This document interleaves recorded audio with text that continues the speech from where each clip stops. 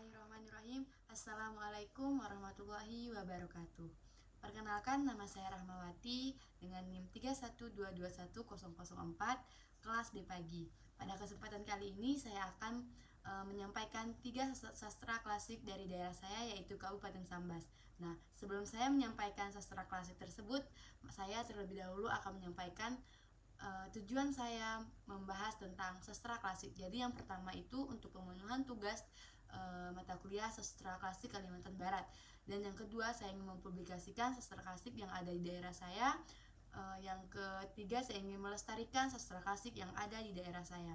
Baik, selanjutnya saya akan menceritakan bagaimana proses saya mendapatkan sastra klasik yang ada di daerah saya. Jadi yang pertama saya mengangkat judul tentang asal-usul Dusun Sebindang yang belum banyak diketahui oleh orang. Yang kedua saya mengambil mitos tentang Batu Batarup, dan yang terakhir saya mengambil tentang nyanyian rakyat Sambas, yaitu tentang alun-alun. Informasi yang pertama yaitu tentang asal-usul Dusun Sebindang saya dapatkan dari salah satu warga yang tinggal di Dusun Sebindang, yaitu Ibu Kartini, pada hari Lebaran pada tanggal 25 Mei 2023 di saat saya berkunjung di rumahnya, dan saya mewawancari beliau tentang bagaimana asal-usul Dusun Sebindang. Untuk mitos Batu Batarup saya dapatkan dari Bapak Aswardi yang juga tinggal di Dusun Sebindang, dan saya dapatkan pada hari keempat Lebaran pada tanggal 26 Mei 2023. Untuk nyanyian rakyat itu sendiri sama dengan legenda asal-usul Dusun Sebindang, yaitu saya dapatkan dari Ibu Kartini pada hari Lebaran ketiga, karena beliau adalah salah satu orang tertua yang tinggal di daerah kami, yaitu Dusun Sebindang. Yang pertama saya akan menceritakan tentang asal-usul Dusun Sebindang yang telah berdasarkan hasil wawancara saya kepada Ibu Kartini. Beliau menceritakan bahwa asal-usul Dusun Sebindang sebelum menjadi sebuah desa, dahulu Dusun Sebindang merupakan hutan belantara yang di dalamnya terdapat sebuah pohon beringin atau yang disebut dengan masyarakat setempat sebagai pohon jawai. Konon katanya setiap orang yang mendekat ke hutan tersebut akan meninggal dan dipindang hantu atau dimasak oleh hantu, sehingga tidak ada yang berani untuk mendekati hutan tersebut. Namun seiring berjalannya waktu, karena banyaknya kejadian, jadi mulai timbul keresahan bagi masyarakat yang dekat hutan tersebut.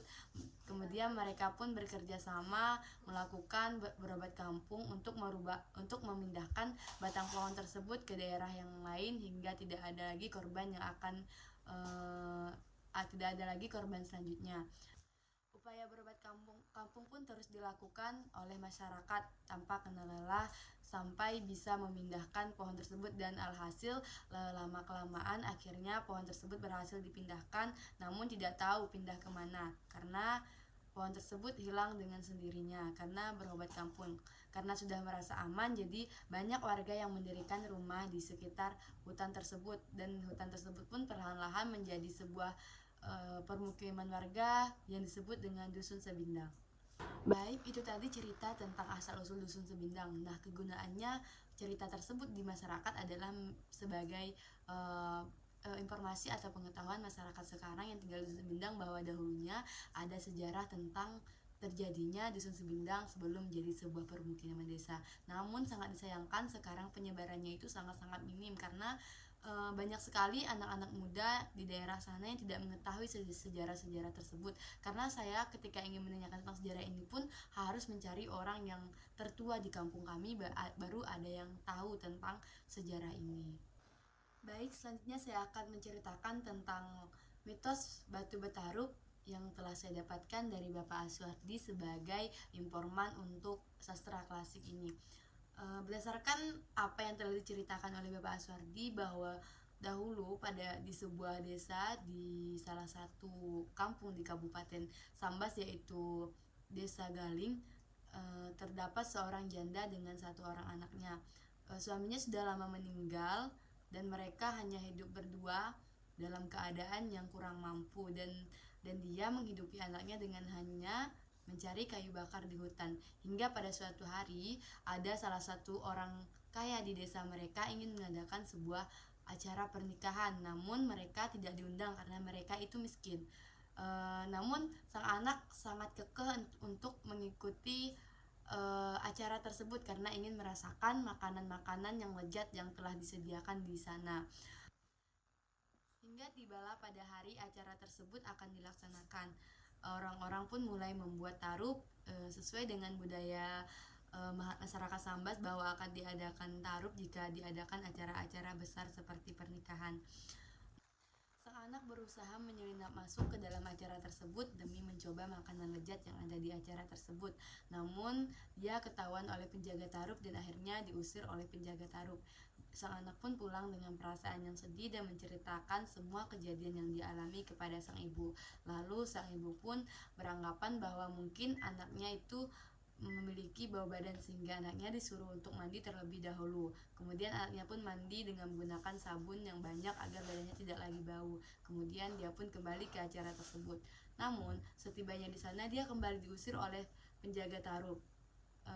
Segala usaha yang dilakukan oleh anak tersebut sia-sia. Dia pun kembali ke rumah dengan perasaan yang sedih dan kembali menceritakan kepada ibunya. Kemudian ibunya pun beranggapan bahwa mungkin anaknya masih memiliki bau badan, jadi sang anak pun disuruh mandi dengan sebersih-bersihnya dan menggunakan baju yang bagus, sehingga sang anak pun menuruti apa yang diperintahkan oleh ibunya dan kemudian kembali ke acara tersebut. Namun sayang sekali usaha kali ini juga sia-sia dan kemudian dia pun diusir kembali dan didorong oleh penjaga tarup. Dia pun kembali ke rumah dan menceritakan hal yang terjadi kepada ibunya.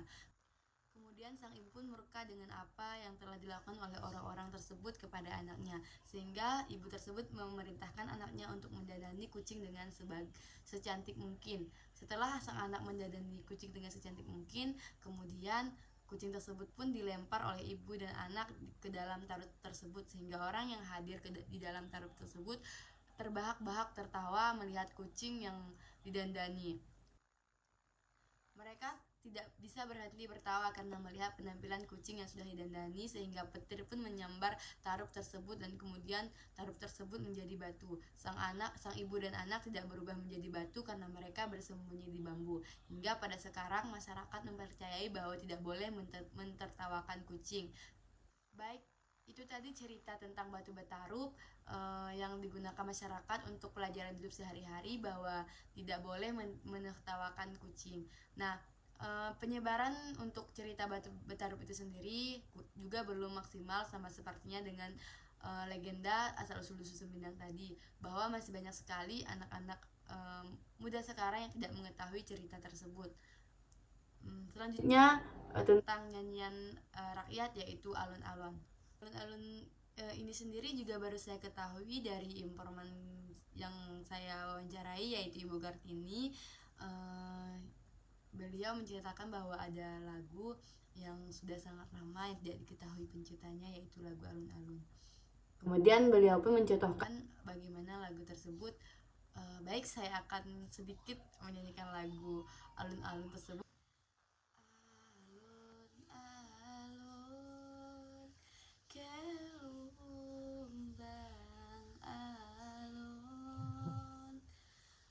Timun kato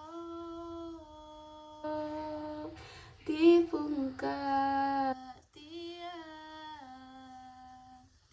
bangun bangun nak dare bangun ayam bekuku arida siang buah bidare berumbai-rumbai berumbai-rumbai si empat ige anak dare turun belimbai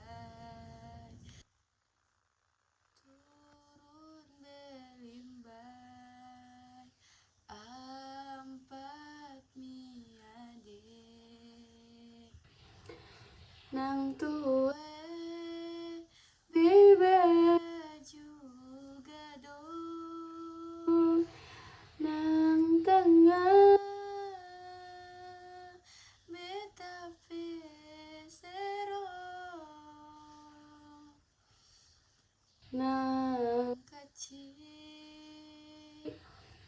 Besu bangga di nang busu sanggol ti seden yang busu sanggol ti senden. Baik, itu tadi sastra klasik dari daerah Kabupaten Sambas yang telah saya dapatkan dari beberapa informan. Saya harap dengan adanya cerita yang telah saya dapatkan ini dapat membuat kita sebagai generasi penerus bangsa untuk melestarikan sastra klasik yang ada di daerah kita masing-masing. Dan jangan lupa untuk kita selalu mempublikasikan setiap sastra klasik yang di daerah kita. Saya mohon maaf bila ada kesalahan. Saya tutup. Assalamualaikum warahmatullahi wabarakatuh.